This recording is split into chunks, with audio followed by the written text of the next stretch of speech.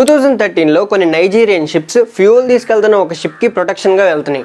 అయితే సడన్ గా ఓషన్ లో ఒక తుఫాన్ రావడం వల్ల వాటిలో ఒక షిప్ అప్ సైడ్ డౌన్ అయిపోయి ఓషన్ లో బాగా లోతుగా మునిగిపోయింది. అయితే ఆ షిప్ లో ఉన్న ప్రతి ఒక్కళ్ళు చనిపోయారు. కానీ దాంట్లో ఉన్న కొంచెం ఆక్సిజన్ యూజ్ చేసుకుని ఒక అతను మాత్రం బతికే ఉన్నాడు. కానీ తను సముద్రంలో అంత డీప్ గా ఉన్నప్పుడు, చాలా చీకట్లో ఉన్నప్పుడు తను బయటికి రావడానికి ప్రయత్నించి దేంట్లోనన్నా ఇరుక్కుపోతే తను అక్కడే చనిపోయేవాడు. ఒకవేళ తను షిప్ లో నుంచి బయటకు వచ్చినా సరే అక్కడ ఉన్న వాటర్ ప్రెషర్ కి తను చనిపోయేవాడు. ఈ ప్రాబ్లమ్సే కాదు, ఇంకో ప్రాబ్లం కూడా ఉంది. తన కింద ఉన్న వాటర్ మెల్లమెల్లగా బాగా చల్లగా అయిపోతున్నాయి.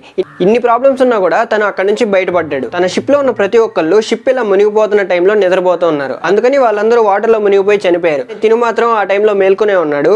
అందుకే తను బ్రతికగలిగాడు. కానీ అంత చీకట్లో తను అక్కడి నుంచి బయటకు పడడానికి చాలా ట్రై చేసినా తను ఏం చేయలేకపోయాడు. ఆ షిప్ లో చాలా తక్కువ ఆక్సిజన్ మాత్రమే ఉంది. అంటే ఒక 2-3 డేస్ కి సరిపడా ఆక్సిజన్ మాత్రమే. అంటే తను సర్వైవ్ అవడానికి ఎంతైతే కావాలో అంతవరకే ఉంది. తన కింద ఉన్న వాటర్ బాగా చల్లగా అయిపోతుందని చెప్పి తను కొన్ని వుడెన్ స్టిక్స్ ని తీసుకుని వాటి మీద కూర్చున్నాడు.